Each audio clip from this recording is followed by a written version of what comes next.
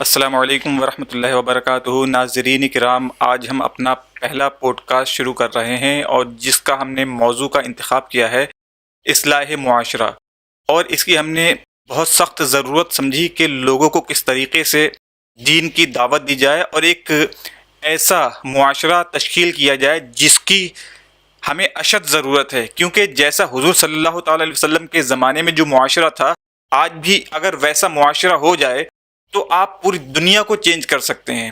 اپنے علاقے کو تو چینج کرنا ہر مسلم کا فرض ہے، لیکن آپ کے علاقے کے باہر بھی ایسا ماحول بنا ہوا ہے، اس کو کس طریقے سے آپ بہتر بنا سکتے ہیں، یہ ہماری کوشش ہونی چاہیے۔ اور ہمارا اس پلیٹ فارم کے ذریعے یہی پیغام ہے پوری دنیا کو کہ کس طریقے سے اسلام کا ایک جو معاشرہ ہوتا ہے پوری دنیا میں اسے قائم کیا جائے، جس کے لیے ہم نے اپنے مہمان کو بلایا ہے، بہت ہی خصوصی مہمان جو الازہر یونیورسٹی میں ابھی دور تعلیم ہے، ہمارے ساتھ اس وقت موجود ہیں۔ بہت خوش قسمتی کی بات ہے کہ ہمارے ساتھ ابھی موجود ہیں عامر حبیبی صاحب۔ میں مولانا عامر حبیبی صاحب سے کہنا چاہتا ہوں کہ ہمارے ناظرین سے کچھ کلام فرمائیں۔ بسم اللہ والحمد للہ والصلاة والسلام علی رسول اللہ صلی اللہ تعالی علیہ وسلم۔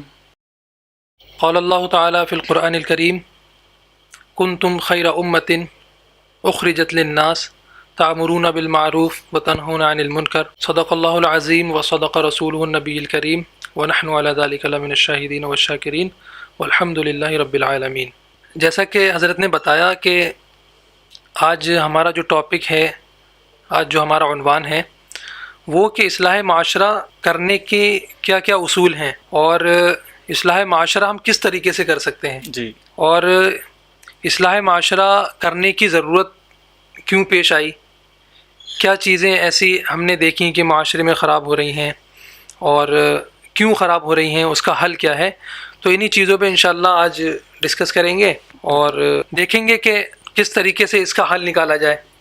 اللہ کے نبی صلی اللہ تعالیٰ علیہ وسلم نے بھی اس پہ بہت سی ہمیں احادیث دی ہیں، بہت سے اقوال اللہ کے نبی کے موجود ہیں کہ کیسے ایک مضبوط سوسائٹی بنائی جائے، کیسے ایک معاشرہ ڈیولپ کیا جائے، کیسے ایک قوم کو ترقی دی جائے۔ بالکل اللہ کے نبی صلی اللہ تعالیٰ علیہ وسلم کی تعلیمات، صحابہ کے اقوال بھرے پڑے ہیں۔ اور اللہ رب العزت نے قرآن کریم میں ارشاد فرمایا، ابھی جس آیت کی ہم نے تلاوت کی، کنتم خیر امۃ اخرجت للناس تعمرون بالمعروف وتنہون عن المنکر۔ اللہ رب العزت امت مسلمہ سے ارشاد فرما رہا ہے کہ تم وہ بہتر امت ہو جس کو لوگوں کی اصلاح کے لیے بھیجا گیا ہے۔ لوگوں کی اصلاح کے لیے یعنی آپ دیکھیں کہ معاشرے میں اگر کچھ غلط ہو رہا ہے، کوئی غلط بات ہے، کوئی کسی پہ ظلم کر رہا ہے، کوئی کسی کا حق مار رہا ہے، کوئی کسی کو دبانے کی کوشش کر رہا ہے، اور اگر اللہ رب العزت نے تمہیں توفیق دی ہے تو تم اس کو اس برائی سے روکو۔ کوئی آپ نے دیکھا کہ کسی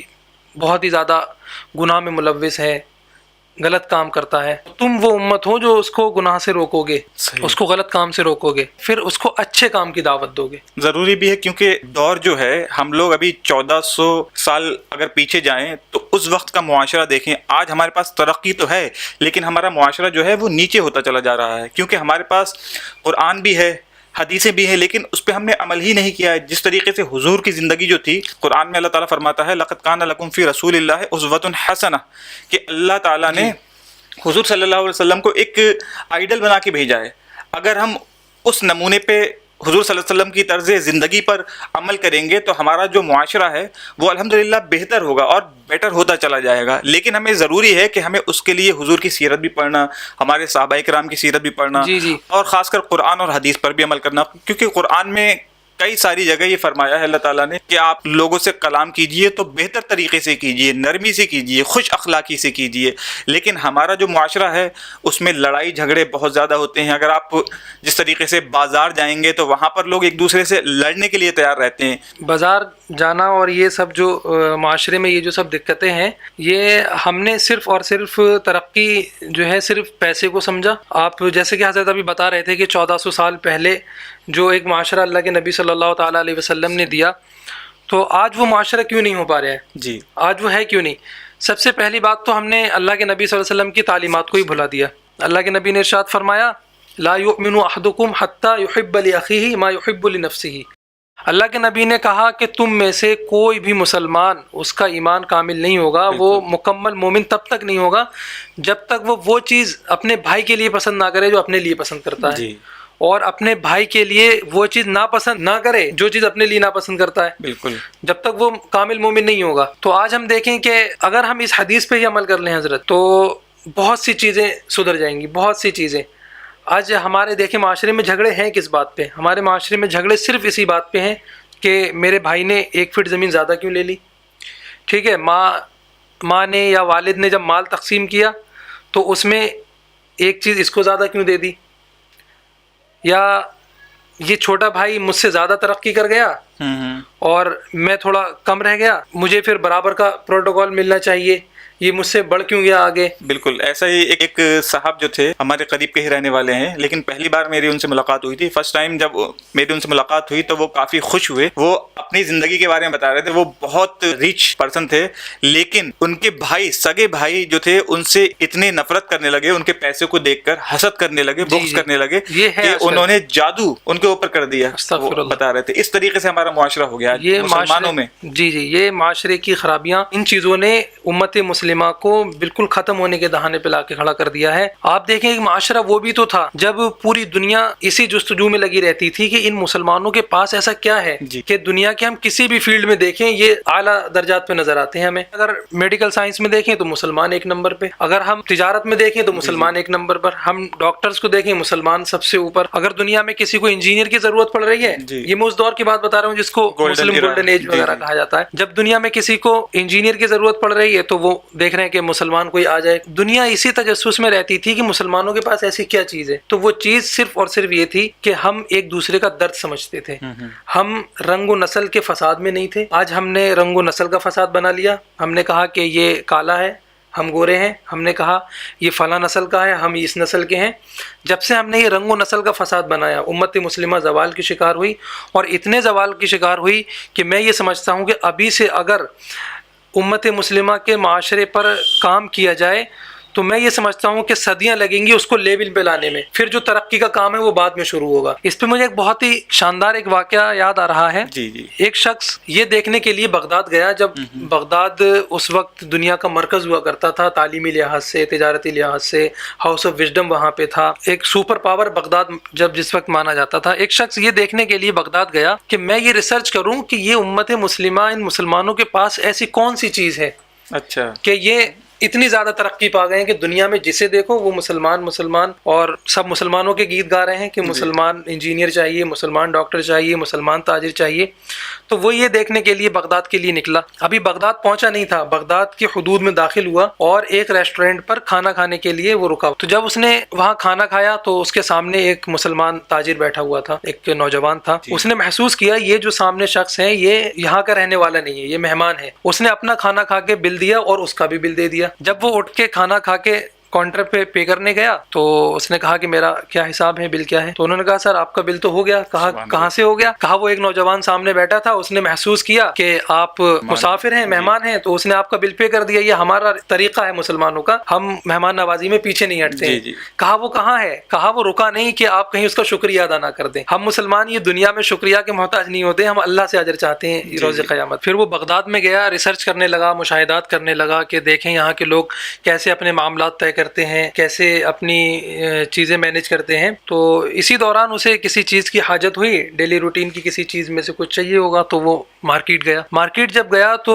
وہاں ایک دکاندار سے کہا کہ مجھے یہ چیز چاہیے، تو دکاندار نے وہ چیز اس کو لا کے دی اور پرائز فکس ہوا، تو پھر وہ پیسے دینے لگا۔ لیکن دکاندار نے کہا بھائی اگر ایک بات کہوں تو برا تو نہیں مانیں گے؟ اس نے کہا جی بتائیے۔ اس نے کہا یہی چیز اسی کوالٹی کی اگر آپ وہ سامنے جو دکاندار ہے اس سے لے لیں تو آپ کو کوئی پرابلم تو نہیں؟ تو اس نے کہا مجھے چیز چاہیے، مجھے تو کوالٹی چاہیے اور چیز چاہیے اور مجھے پے کرنا ہے، مجھے دکان سے کیا مطلب۔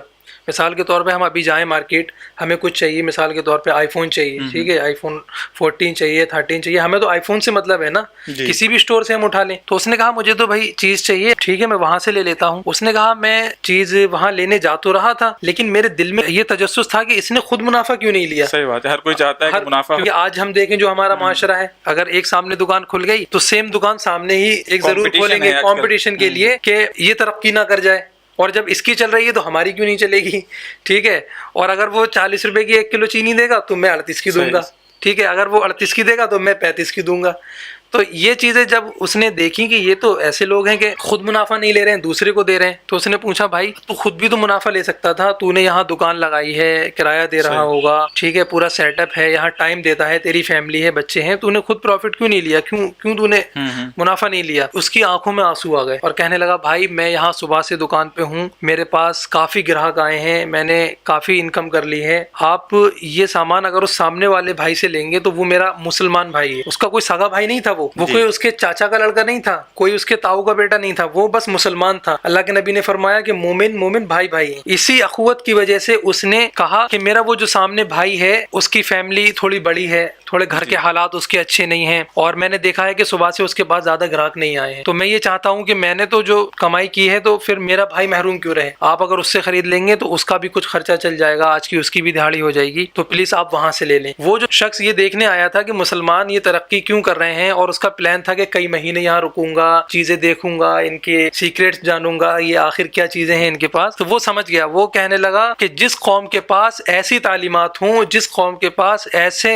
اخلاق، ایسی رحم دلی ہو اپنے بھائیوں کے لیے، تو وہ قوم دنیا کی تمام قوموں پہ بالادست ہونا ہی ہے. اسے دنیا کی تمام قوموں میں اعلیٰ ہی رہے گی، تمام درجات میں، ہر فیلڈ میں. آپ کسی بھی فیلڈ میں دیکھیں گے جب ایسے اخلاق ہوں گے نا تو وہ ہمیشہ اوپر رہے گی. یہ اس وقت کی بات ہے، حضور صلی اللہ علیہ وسلم کے زمانے کے وقت کی. تو ہمارا جو ماحول تھا کافی سالوں تک حضور صلی اللہ علیہ وسلم کے نمونے کے مطابق چلتا رہا تھا، لیکن آج کا جو ماحول ہے وہ بالکل ڈیفرنٹ ہے اس ٹائم سے، اور اس کی وجہ بس یہی ہے کہ ہم اسلام کی تعلیم سے دور ہیں اور اپنے بھائی کو بھائی نہیں سمجھتے ہیں. کیونکہ قرآن میں فرمایا گیا ہے کہ انما المؤمنون اخوہ، ایک مسلمان دوسرے مسلمان کا بھائی ہے، لیکن قرآن جو ہے وہ تمام کے لیے آیا ہے. جیسے آپ نے بتایا یا ایھا الناس، ناس اللہ تعالیٰ نے ایک جگہ نہیں کئی جگہ قرآن میں فرمایا ہے، تمام لوگوں کو مخاطب کر کے فرمایا، اس میں مسلم اور نان مسلم دونوں آتے ہیں. تو اب یہ قرآن کس لیے نازل کیا گیا ہے؟ بالکل یہ نازل اسی لیے کیا گیا ہے تاکہ جو زندگی ہے، جو آپ کا معاشرہ ہے، وہ اور بہتر ہو سکے. اب چاہے اس میں مسلم ہو چاہے غیر مسلم ہو، کسی کو یہ نہیں سمجھنا چاہیے کہ قرآن صرف مسلمانوں کی بک ہے،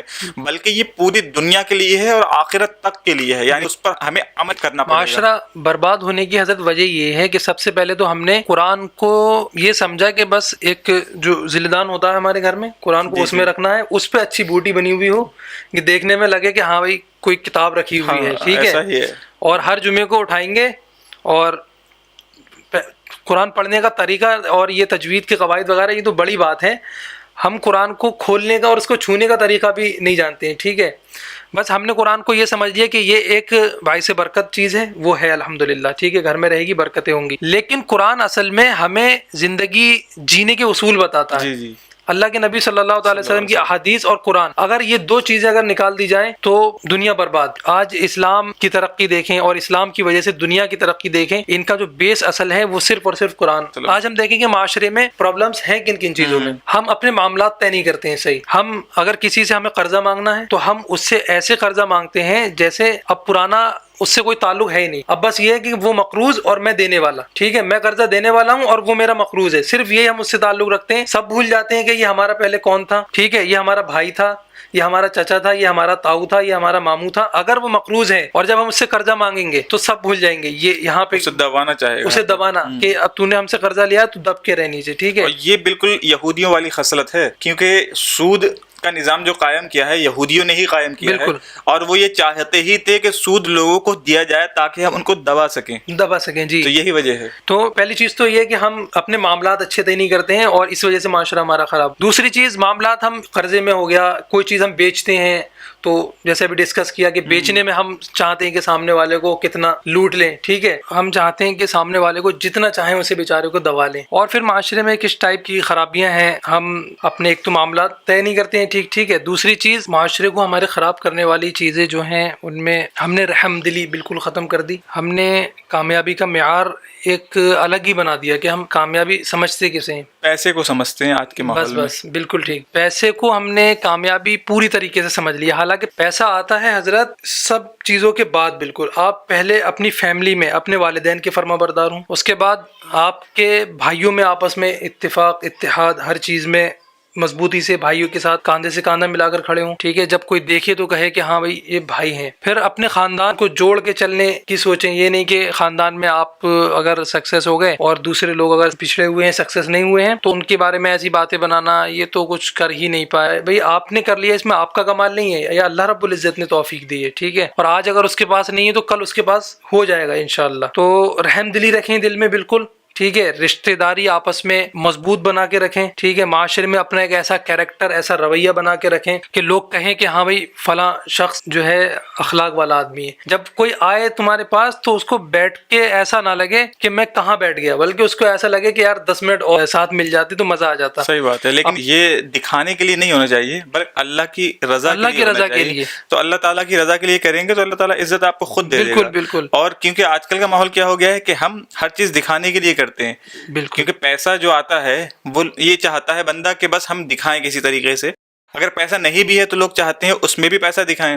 آئی فون خریدیں گے، اس کے بعد کار خریدیں گے بڑی بڑی مہنگی، اور گھر بنانا چاہیں گے. یعنی آج جو اسٹیٹس جو بنانا چاہتا ہے نا آج کل کا، یہ چاہتا ہے کہ ہم دکھا لیں ہر چیز دنیا کو. بھی کوئی مسئلہ نہیں ہے کہ آپ گھر بنا رہے ہیں، اسلام نے منع نہیں کیا، آپ گھر بنا سکتے ہیں، ٹھیک ہے. آپ کار بھی لے سکتے ہیں، آئی فون بھی چلا سکتے ہیں، اسلام نے منع نہیں کیا. لیکن ان ساری چیزوں کے ساتھ ساتھ آپ کو یہ بھی دیکھنا ہے کہ اگر ہم نے اپنا، اگر مثال کے طور پہ ہم نے 50 لاکھ روپے اپنے گھر میں لگائے ہیں اور کسی یتیم کا اگر گھر کی کچی دیواریں ہیں، تو یہ بھی سوچنا چاہیے کہ اگر ہم کسی غریب کی، ہمارا بھائی ہے، مومن بھائی ہے، اگر ہم اس کی 4 دیواریں کھڑی کروا دیں، لینٹر کوئی دوسرا پڑوا دے، تو اس کے بچے بھی سکون سے رہ سکیں گے، ٹھیک ہے. آپ خود اپنے اوپر کریں، اسلام نے منع نہیں کیا ہے، اللہ نے دیا ہے آپ خرچ کریں، لیکن دوسروں کا خیال، ٹھیک ہے، یتیموں کے سر پہ ہاتھ رکھنا، یہ ساری چیزیں جو ہیں جب ہم یہ چیز معاشرے میں لے کے آئیں گے تب لگے گا کہ ہاں بھائی ایک معاشرہ ہے. ایک بہت ہی پیاری مختصر حدیث ہے اس پہ، من لا یرحم لا یرحم. یعنی جو رحم نہیں کرے گا تو اس پر رحم کیا بھی نہیں جائے گا. دنیا میں رحم کریں گے اللہ تعالیٰ آپ کو اس کا اجر وہاں پہ آپ کے اوپر رحم کرے گا. بالکل،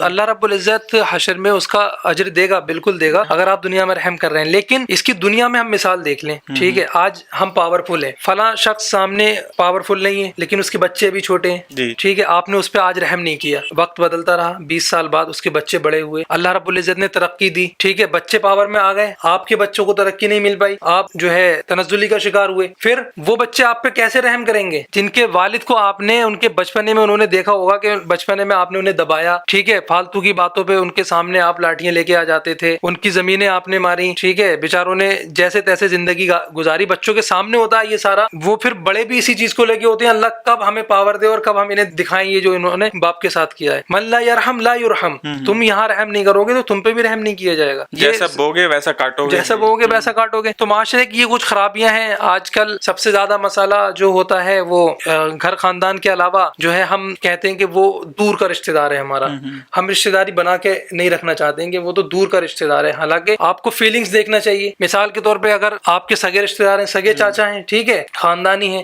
سگے ماموں ہیں، لیکن آپ سے محبت نہیں کرتے ہیں، آپ کو نہیں چاہتے ہیں کہ تم ان کے گھر آؤ، لیکن ایک دور کا تمہارا کوئی رشتہ دار ہے، دور کا کوئی تمہارا ملنے والا ہے، لیکن دل میں اتنی محبت رکھتا ہے کہ کاش ایک بار آپ اس کے گھر پہ آ جائیں. اور ایک آپ کا دور کا رشتہ دار ہے کوئی، تو وہ آپ سے اتنی محبت رکھتا ہے کہ آپ کو مطلب چاہتا ہے کہ کاش ایک بار گھر پہ آ جائیں، ایک بار جو ہے مہمان نوازی کا موقع دے دیں. تو وہ زیادہ بہتر ہے، یہ زیادہ بہتر ہے سگا رشتہ دار. تو رشتہ دار بھی ہو، پیسے والا ہو، لیکن محبت نہیں ہے، محبت نہیں تو کوئی فائدہ نہیں ہے. اصل جو ہے مومن کا طریقہ یہ ہے کہ مومن خلوص دیکھتا ہے، اور اللہ رب العزت بھی دلوں کو ہی دیکھتا ہے، ٹھیک ہے. اللہ رب العزت آپ نے اگر، ٹھیک ہے، آج کسی آپ کے ماموں کے پاس یا دوسرے رشتہ داروں کے پاس پیسہ ہو گیا تو آپ ماموں سے زیادہ اچھی رکھنے لگے. کل آپ کے خالو کے پاس زیادہ پیسہ ہو گیا، آپ خالو سے اچھی رکھنے لگے. لیکن وہ رشتہ دار جن کے پاس پیسہ نہیں ہے لیکن محبت میں کوئی کمی نہیں ہے، خلوص ہے ان کی محبت میں، تو ہمیں چاہیے کہ سب سے پہلے حق ان کا ہے ہم پہ کہ ہم ان سے محبت کریں اور ان سے معاملات طے کریں. اللہ رب العزت نے قرآن کریم میں یہ جو سورہ نساء کی پہلی آیت جو اللہ رب العزت نے ارشاد فرمائی، یا ایھا الناس اتقوا ربکم الذی خلقکم من نفس واحدۃ. اللہ رب العزت نے کہا اسی آیت کے آخر میں کہ اللہ تم سے تمہارے رشتہ داروں کے بارے میں سوال کرے گا کہ اپنے رشتہ داری توڑنے سے ڈرو. اللہ رب العزت نے کہا اپنی رشتہ داری توڑنے سے ڈرو. آیت کے الفاظ ہیں واتقوا اللہ الذی تساءلون بہ والارحام. اللہ رب العزت تم سے تمہاری رشتہ داری کے بارے میں پوچھے گا کہ تم نے کیسے تعلقات رشتہ داری میں بنائے. لیکن ہم ان باتوں کے بارے میں سوچتے نہیں ہیں. ہم اپنے معاملات پوری طریقے سے ہم نے برباد کر لیے، ٹھیک ہے. ہم نے ایجوکیشن سسٹم برباد کر لیا اپنا، ٹھیک ہے. ایجوکیشن سسٹم میں ہم نے دیکھا کہ دنیاوی ترقی، ٹھیک ہے، دنیاوی ترقی کوئی غلط بات نہیں ہے، لیکن اللہ سے بھی تو تعلق ہونا چاہیے، ٹھیک ٹھیک ہے, کہ کیا ہی اچھا ہو کہ ایک ڈاکٹر ہو اور پھر میڈیکل سائنس کا ماہر ہو اور پھر قرآن کریم بھی یاد ہو اسے. کیا ہی اچھا ہو کہ انجینئر ہو اور پھر احادیث نبی, جب جو بھی معاملات آئے نبی پاک صلی اللہ علیہ وسلم کی احادیث پیش کرے. ٹھیک ہے, ہم نہیں کہتے ہیں کہ دنیا الگ ہے دین الگ ہے, بلکہ ہم تو یہ کہتے ہیں کہ جو دین سمجھے گا وہ دنیا پہلے سمجھے گا. دنیا میں مسلمانوں کو بھیجا کیوں, کس لیے بھیجا, کہ ہم لوگوں کی اصلاح کریں. ٹھیک ہے, اب اصلاح کیا ہے, ہم صرف معاشرے میں یہ اصلاح تھوڑی کر سکتے ہیں کہ بھئی ایسے مت بولو یا ویسے مت بولو, یا ایجوکیشن سسٹم میں اصلاح کرنے کا طریقے بہت الگ ہیں. جو جس فیلڈ کا ماہر ہے اپنے حساب سے کام کرے. مثال کے طور پہ جو ماڈرن ایجوکیشن میں ایکسپرٹس ہیں وہ لڑکوں کو معاشرے کے گھیرے, ٹھیک ہے, بلائیں, ان کو سامنے بٹھا لیں, کہیں بیٹا آپ کیا کر رہے ہیں. کوئی کہے گا میں 10th میں ہوں, کوئی کہے گا میں 12th میں ہوں, کوئی کہے گا میں 9th میں ہوں. ان سے پوچھے فیوچر میں کیا کرنا ہے. آپ ایکسپرٹس ہیں ماڈرن ایجوکیشن کے, آپ انہیں گائیڈ کریں کہ بیٹا اگر آپ کو اس لائن میں جانا ہے تو اس سبجیکٹ پہ تھوڑا دھیان زیادہ دینا, اگر آپ کو اس لائن میں جانا ہے, اس فیلڈ میں جانا ہے تو اس سبجیکٹ میں محنت کرنا, اس یونیورسٹی سے کر لینا, اس انسٹیٹیوٹ سے کر لینا. تو یہ اصلاح, کنتم خیر امۃ اخرجت للناس تأمرون بالمعروف. تو تأمرون بالمعروف صرف یہی نہیں کہ ہم کسی کو شراب پینے سے روکیں, کسی کو زنا کرنے سے روکیں, بلکہ ہر چیز جس میں لوگوں کو ضرورت محسوس ہو. ٹھیک ہے, کوئی پلمبر ہے تو وہ بتا دے آپ کا کسی کا نیا گھر بن رہا ہے, ٹھیک ہے, تو وہ کہے آ کے کہ فلاں برانڈ کا یہ والا آپ پائپ لگا لیں, فلاں برانڈ کا یہ والا موٹر لگا لیں, اس سے آپ کے پیسے بچیں گے اور اچھی چیز ہوگی. کوئی مطلب دوسرے کا فائدہ ہونا چاہیے, دوسرے کا فائدہ ہونا چاہیے ہر چیز میں اصلاح. جیسے حدیث میں بھی ہے من دعا الى هدى كان له الاجر مثل اجورهم ومن تبعه ولا ينقص ذلك من اجورهم شيئا. یعنی حضور فرماتے ہیں جس نے خیر کی طرف دعوت دی بالکل تو اس کو بھی ثواب ملے گا, اور اس نے کسی اور کو دعوت دی تو اس کو بھی اتنا ہی ثواب ملے گا, اور کسی کے ثواب میں کوئی کمی نہیں ہوگی. تو خیر کی طرف قرآن بھی فرماتا ہے ومن احسن قولا ممن دعا الى الله, یعنی تم میں سب سے بہتر کون ہے جو خیر کی طرف بلائے. بار بار اللہ تعالیٰ بھی یہی حکم دیتا ہے لوگوں کو کہ آپ بہتر طریقے سے کلام کرو, خیر کی طرف دعوت دو, اچھے طریقے سے بلاؤ. یعنی آپ کا جو اخلاق ہونا چاہیے وہ بہتر ہونا چاہیے, کیونکہ اللہ تعالیٰ خود فرماتا ہے لن ینال اللہ لحومها ولا دماؤها ولکن ینالہ التقوی منکم, کہ آپ اس کی راہ میں کتنی بھی قربانی دے لو وہ دیکھے گا نہیں اللہ تعالیٰ, لیکن ولکن ینالہ التقوی منکم, وہ کیا دیکھے گا,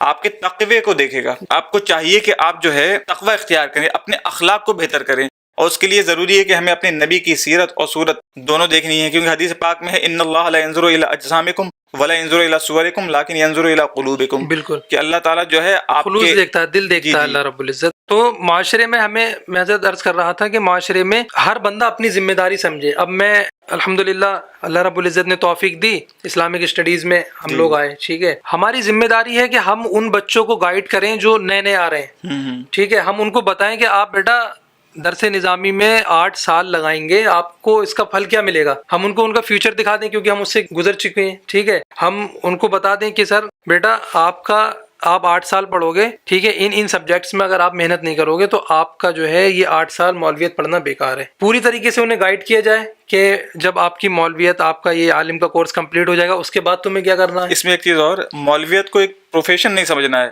یعنی آج کل کیا ہے, لوگ سمجھتے ہیں کہ یہ ایک کام ہے, ہم کو یہ سوچنا ہے کہ یہ کام نہیں ہے, یہ ایک دین ہمیں سیکھنا ہے تاکہ ہم لوگوں کو ایک بہتر معاشرہ دے سکیں. اس لیے اس کے ساتھ ہمیں کچھ نہ کچھ اسکل ساتھ میں لینا ہے, یا اس کے ساتھ ساتھ دوسری تعلیم بھی حاصل کرنا ہے. کیونکہ اسلام روکتا نہیں ہے کسی بھی تعلیم سے, آپ دین بھی لو, بالکل نہیں, دنیا بھی لو. سب سے زیادہ جو امت کا بیڑا غرق کیا ہے حضرت, وہ اس چیز نے کیا ہے کہ دین اور دنیا الگ ہے, الگ کر دی ہے. دین اور دنیا الگ. آپ مائیکل ہارٹ کا نام سنا ہوگا, دا 100 کتاب اس نے لکھی, ٹھیک ہے, اس کا عربک ٹرانسلیشن میں نے پڑھا ہے. وہ کہتا ہے حضور صلی اللہ تعالیٰ علیہ وسلم کو اس نے 1 نمبر پہ رکھا دنیا کی تمام شخصیات میں, 1 نمبر پہ. تو اس سے جب پوچھا گیا کہ آپ نے محمد صلی اللہ علیہ وسلم کو 1 نمبر پہ کیوں رکھا, تو اس نے کہا یہ وہ شخصیت ہیں نجحا مطلقاً اعلیٰ مستوی دینی و دنیاوی, کہ دنیا کی یہی وہ واحد شخصیت ہے جو دینی تمام معاملات میں بھی سب سے اوپر ہے اور دنیاوی تمام معاملات میں بھی سب سے اوپر ہے. دینی تمام معاملات میں بھی پوری طریقے سے کامیاب ہیں اور دنیاوی معاملات میں بھی پوری طریقے سے کامیاب ہیں.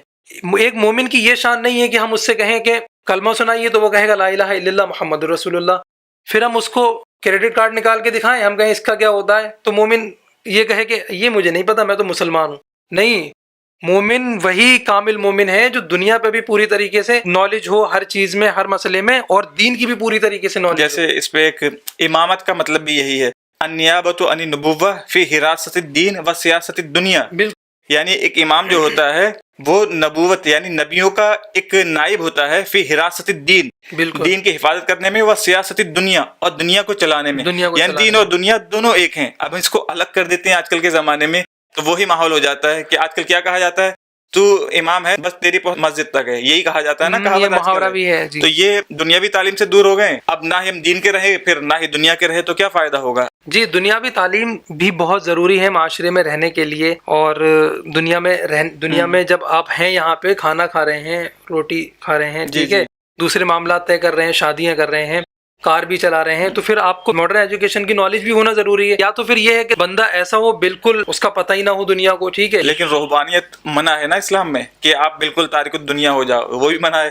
حدیث میں خود فرمایا حضور نے فَآتِ كُلَّ ذِي حَقٍّ حَقَّهُ، ہر کسی کا حق ہے تو آپ کو حق سب کا ادا کرنا ہے۔ بالکل یہی چیزیں حضرت کچھ ہیں کہ ہر بندہ اپنی ذمہ داری سمجھے، اور پھر اللہ کے نبی صلی اللہ علیہ وسلم کی تعلیمات زیر نظر رکھے۔ اللہ کے نبی صلی اللہ تعالیٰ علیہ وسلم نے فرمایا کہ مومن وہی ہے جس کی زبان سے اور جس کے ہاتھ سے دوسرا مومن محفوظ رہے۔ آج ہم دیکھیں ہمارے معاشرے میں 80% جو مسائل کریٹ ہوتے ہیں وہ ہماری زبان کی وجہ سے ہوتے ہیں۔ ہماری زبان اللہ معاف کرے، خاص کر جو آپس کی لڑائیاں ہوتی ہیں، اس میں بس آپ کو 2 منٹ کے لیے اپنی زبان خاموش رکھنی ہے۔ ہمیں کتنا بھی بڑا مسئلہ ہو جائے، ٹھیک ہے، بھائی سے لڑائی ہو، بہن سے کوئی مسئلہ ہو جائے، چچا تاؤ سے ہو جائے، آپ 2 منٹ کے لیے زبان خاموش رکھیں، لاحول پڑھیں، وضو کر لیں، جا کے غصہ ٹھنڈا کر لیں، انشاءاللہ اللہ رب العزت آپ کو لگے گا ایسا بظاہر کہ میں ہار گیا، ٹھیک ہے۔ اچھا حضرت، یہ میں نے مصر میں دیکھا ہے بہت، آپ نے بھی یہ معائنہ کیا ہوگا کہ مصر میں اگر کبھی لڑائی ہوتی تھی تو لوگ آیا کرتے تھے صلو علی النبی۔ لڑائی میں اگر غلطی ہوتی ہے ایک دوسرے کی تو کہتے ہیں تیری غلطی ہے، انت صلی علی النبی،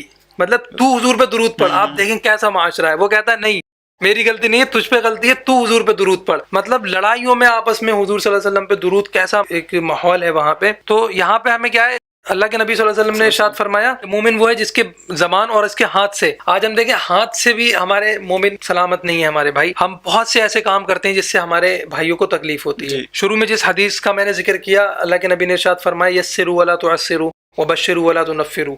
اللہ کے نبی نے ارشاد فرمایا کہ لوگوں کے لیے آسانیاں پیدا کرو، اور ہم کیا کرتے ہیں، لوگوں کے لیے مسائل کریٹ کرتے ہیں، لوگوں کے لیے پریشانیاں کرتے ہیں۔ مثال کے طور پہ اللہ رب العزت نے توفیق دی، ہم نے بلٹ لے لی، ٹھیک ہے، اللہ رب العزت سب کو توفیق دے بلٹ لینے کی، لیکن روڈ پہ چلنے کے کچھ اصول و قواعد ہیں۔ آپ نے بلٹ لے لیا، آپ سمجھ رہے ہیں کہ بس یہ بلٹ میری ہی پاس ہے اور یہ میرا حق تھا اور میں جو چاہوں کروں، پھر وہ لگوا لیا سیلنسر میں جو لگتا ہے کٹ وغیرہ، یا آواز اس کی بڑھانے کے لیے وہ آتے ہیں پٹیالہ والے سیلنسر وغیرہ، وہ لگوا لیے۔ اب دن بھر روڈ پہ پٹ پٹ پٹ پٹ، اگر کوئی لیڈی ہے تو اس کو پرابلم ہوگی، کوئی بچہ ایگزام کی تیاری کر رہا ہے اس کو پرابلم ہوگی، ہارٹ کا مریض ہے، کوئی ہارٹ کا مریض ہے اس کو پرابلم ہوگی، ٹھیک ہے، بزرگ ہیں جن کو زیادہ چیزیں یہ برداشت نہیں ہوتی ہیں، آواز شور شرابہ، ان کو دقت ہوگی۔ تو کچھ سال پہلے ایسا ہارن بھی آیا تھا، لوگ شوق میں لگایا کرتے تھے، لڑکے لوگ اگر کوئی بجاتا تھا قریب میں جا کے ایک دم سے ڈاگ کی بارکنگ کی آواز آتی تھی، آدمی ڈر جایا کرتا تھا، کافی سارے ایکسیڈنٹ بھی ہوئے، حکومت نے اس کے بعد روکا۔ یہ ایسے اچھے معاشرے کے اچھے، یعنی حضور صلی اللہ علیہ وسلم کی تعلیمات سے آشنا لوگوں کے کام نہیں ہے یہ جاہل لوگوں کے کام ہے۔ آپ کی وجہ سے لوگ کتنا پریشان ہو رہے ہیں، ٹھیک ہے، ہم نے اگر گھر کے باہر اگر ریپ بنانی ہے تو ہم اتنی لمبی بناتے ہیں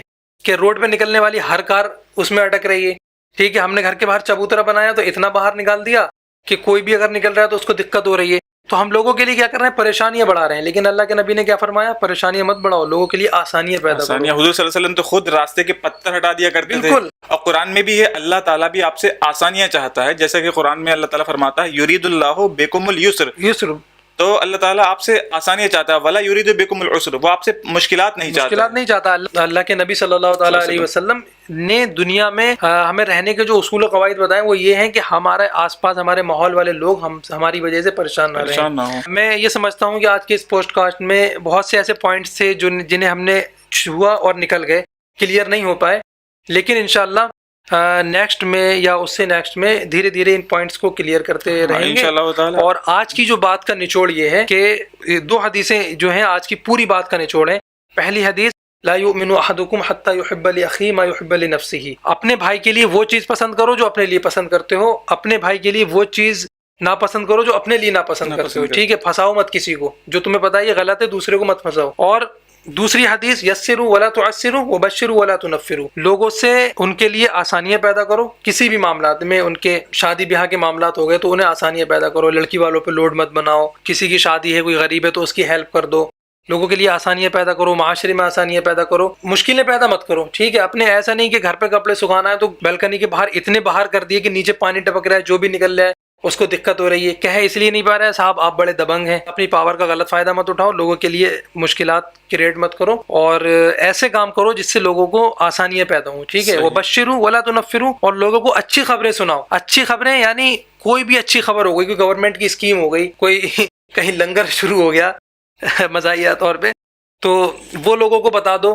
کہیں پہ اچھی جس میں بہتری ہو، جس میں بہتری ہو، کوئی بھی خبر ہو، کوئی پروگرام ہونے جا رہا ہے، کوئی بڑے کسی کو نوکری ملنا ہے، کسی اگر کو نوکری ضرورت ہے اس کو بتاؤ، کوئی بڑے لیکچرر آ رہے ہیں ان کے بارے میں بتاؤ کہ سر وہاں پہ بڑے لیکچرر آ رہے ہیں، اور کسی کو جاب کی ضرورت ہے تو جیسے ہی جاب نکلے فوراً اس کو بتا دو، ٹھیک ہے، خوشخبریاں لوگوں کو سناؤ، ولا تنفروا، ایسی باتیں مت کرو جس سے نفرت پھیلے، اور ہم کیا کرتے ہیں معاشرے میں ایسی باتیں بہت دلچسپی سے کرتے ہیں جس سے نفرت پھیلتی ہے۔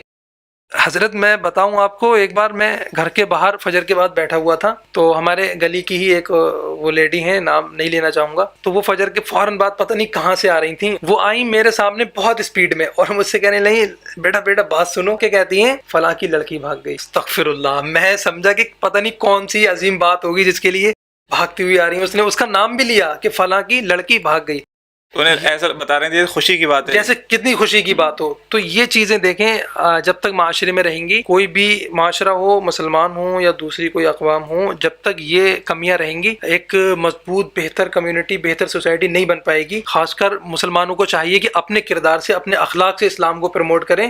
صرف عالم یا علماء کا کام نہیں ہے اسلام کو پروموٹ کرنا، ہر بندہ، ہر تاجر، ہر پروفیشن کا بندہ اپنے کام سے اسلام کو پروموٹ کر سکتا ہے۔ ہمیں یہ سمجھنا ہے کہ یہ پوری دنیا ہماری ایک فیملی ہے، اگر ہم نے یہ سمجھ لیا پوری یہ ہماری فیملی ہے، تو ہم نہ ہی کسی کی برائی کریں گے۔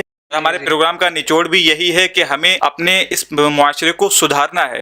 اب تعلیم کے ذریعے، جیسے کہ حضرت نے بتایا تھا کہ تعلیم بھی بہت ضروری ہے، قرآن میں بھی بار بار اللہ تعالیٰ نے تعلیم کا ذکر کیا ہے، هل يستوي الذين يعلمون والذين لا يعلمون، کیا ایک عالم اور ایک جاہل برابر ہو سکتے ہیں؟ بالکل نہیں ہو سکتے۔ تو پڑھنا بھی ضروری ہے، اور آپ اس دنیا کو بیٹر کر سکتے ہیں۔ You can change the world, اگر آپ نے قرآن کی ایک آیت پہ عمل کر لیا اس پروگرام کے نچوڑ کے تحت، جیسے کہ آپ لوگوں سے بہتر طریقے سے بات کریں، وَلْيَتَّقِ اللَّهَ وَلْيَقُولُوا قَوْلًا سَدِيدًا، کہ آپ لوگوں سے بہتر طریقے سے کلام کریں۔ اگر آپ سب سے بہتر طریقے سے کلام کریں گے تو پوری دنیا کو آپ سدھار سکتے ہیں، اور یہی ہمارے پروگرام کا نچوڑ ہے۔ ایک چیز اور حضرت، چھوٹی سے ایک پوائنٹ، آج ہم جب کسی سے پوچھتے ہیں کہ تم اس سے فساد میں پڑے ہی کیوں، تم نے جھگڑا کیوں کیا، تو وہ کہتا ہے کہ یہ مجھ پہ چڑھا جا رہا تھا، ٹھیک ہے، یہ الٹی بات کر رہا تھا۔ تو الٹی بات کر رہا تھا اس کا مطلب یہ نہیں کہ ہم بھی اس کو الٹا جواب دیں۔ اللہ نے مومن کی صفات میں سے قرآن کریم میں ارشاد فرمایا وَإِذَا خَاطَبَهُمْ جَاهِلُونَ قَالُوا سَلَامًا، جب تم سے جاہل لوگ بات کریں تو ان سے کہو جاؤ بھیا اپنا کام کرو، اپنے کام سے لگ جاؤ، تو ان سے بات ہی مت کرو۔ تو آپ کو یہ کرنا ہوگا، آپ کو زبان روکنی ہوگی اپنی، خود آپ کو بچنا ہوگا۔ آپ نہیں بچیں گے تو آپ اگر 2 چیزیں دکھائیں گے تو وہ 3 چیزیں دکھائے گا، اس طریقے سے پھر معاملات بڑھتے رہتے ہیں۔ اللہ رب العزت سے دعا گو ہیں آج کی اس بات کا نتیجہ یہ نکلے کہ ایک بہتر معاشرہ، خاص کر ہماری جو نوجوان یوتھ ہیں، جو ہمارے نوجوان پیڑھی ہے، تو اللہ رب العزت ان کو ان باتوں پر خاص کر عمل کرنے کی توفیق عطا فرمائے، کیونکہ یہی فیوچر کے وہ بزرگ ہوں گے جن سے لوگ آ کے مشورہ لیا کریں گے۔ وآخر دعوانا ان الحمد للہ رب العالمین۔ السلام علیکم۔